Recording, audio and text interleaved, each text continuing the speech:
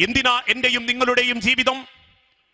അല്പകാലം തിന്നും കുടിച്ചും രമിച്ചും ആസ്വദിച്ചും ദുനിയാവ് കണ്ട് തിരിച്ചു പോകാനാണോ?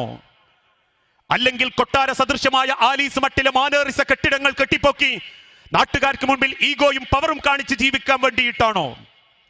കളവും ചതിയും കൊള്ളയും നടത്തി പിടിച്ചു പറിച്ച പണം കൊണ്ട് മക്കളെയും കുടുംബത്തെയും രാജകീയ ജീവിതം ജീവിപ്പിക്കാൻ വേണ്ടിയിട്ടാണോ? തമ്മിലടിച്ചും പോരടിച്ചും മുഖത്തോട് മുഖം നോക്കാതെയും പറഞ്ഞ സലാം മടക്കാതെയും ക്ഷണിക്കാതെയും ക്ഷണം സ്വീകരിക്കാതെയും മനസ്സിന്റെ പകയും വെറുപ്പും വിട്ടുവീഴ്ചയും കിട്ടാതെ അള്ളാഹുവിന്റെ മണ്ണിലേക്ക് തിരിച്ചു പോകാനാണോ? എന്തിനാണ് മനുഷ്യരെ ജീവിതം? അള്ളാഹു താല കൃത്യമായി പഠിപ്പിച്ചു ജീവിതം തീർച്ചയായും അള്ളാഹു ഓർമ്മപ്പെടുത്തി തരുന്നു. അല്ലദീ ഖലഖൽ മൗത വൽ ഹയാത ലിയബ്ലുവക്കും അയ്യുക്കും അഹ്സനു അമലാ.